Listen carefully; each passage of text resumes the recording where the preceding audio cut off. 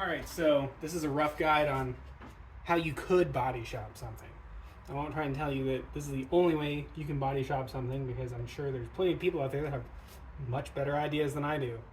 I'm also not a painter or a body guy, I'm an engineer, so you know, that looks okay from like maybe 10 feet, probably more like 20, but up close it's definitely not perfect. Mostly I work with vintage stuff that's imperfect, so if you need it to be perfect, I'm sure you can do a better job. The cheapest way for me to sell these to people is without removing any of the support material. This is exactly how it comes off the printer. There's these supports help make sure that the radiuses bond well down here in the corner so that it's structurally sound, and it'll also sand down nicely. And all you're gonna do is take some snips and pull those off. So what you kind of need to do all this is the print itself, some Bondo, something to spread it with. Doesn't have to be smudges. It can be as simple as just a piece of cardboard or a business card, even an old credit card or debit card. And then you're gonna need a random orbital sander, or you can sand it by hand if you hate yourself. You choose you. So sanders are upstairs, so I'll have to go get that in a second. But pulling this off is pretty easy. You just sort of take the snips like this, just sort of break it off. So see, it kind of breaks off pretty clean with the surface. There's that. So just real quick demo with some snips, and we made a lot of progress.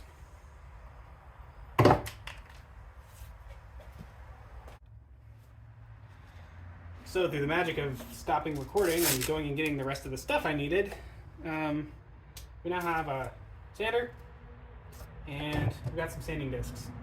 So you're gonna want a 60 grit to really get at it, get started, and go hard.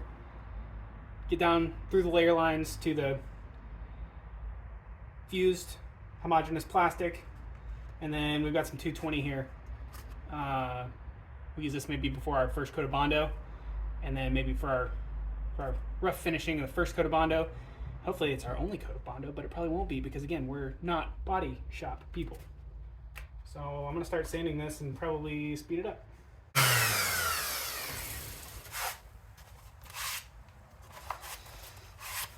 So there's a rough sand.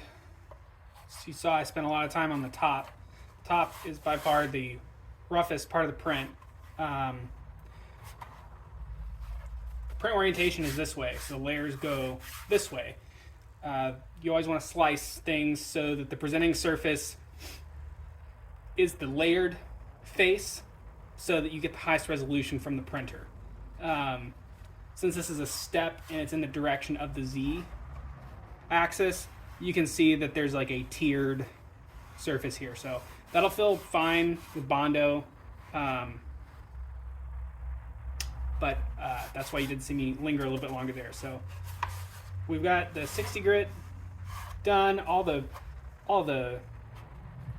big things are knocked off, and now I'm going to break out the center hole here, and I've got a tool. All right, so what we've got here is the little sanding jig. Here, see it complements the profile in here. Kind of got to cram it in there to get it started. You can use it to sand the inside.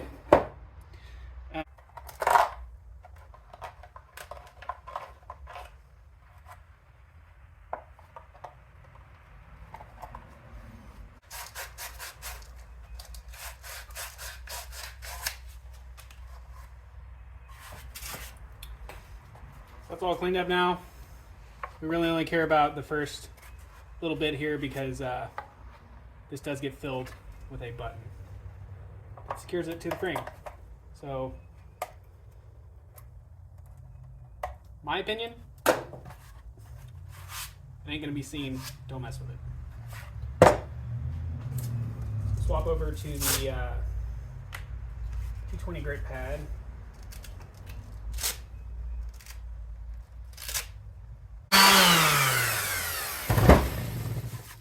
So give it a once over. Feel for any rough spots that are still there. For all I know, you can sand this long enough to not even have to body shop it. Good old brake parts clean.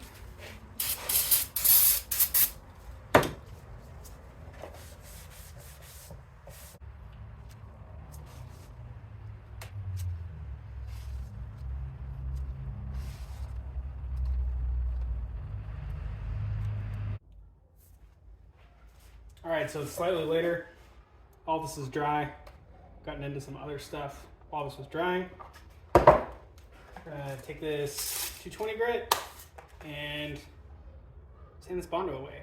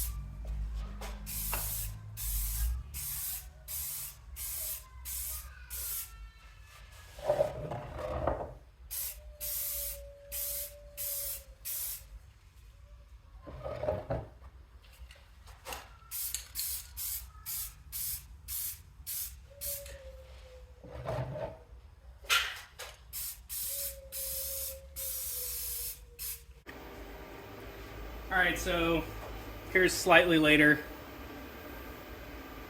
It's not perfect.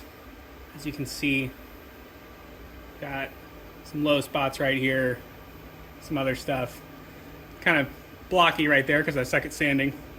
And this could have used a little bit more filler down here. But since this is a demonstration, I'm gonna go ahead and clear coat it so we can see what that looks like. But yeah, not too bad. Oh yeah, spot up here too. But yeah, if you did like a couple passes on this, it would be like perfect or something.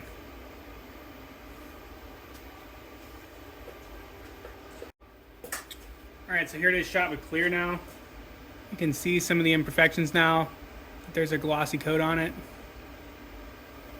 where you couldn't see them before when it was matte.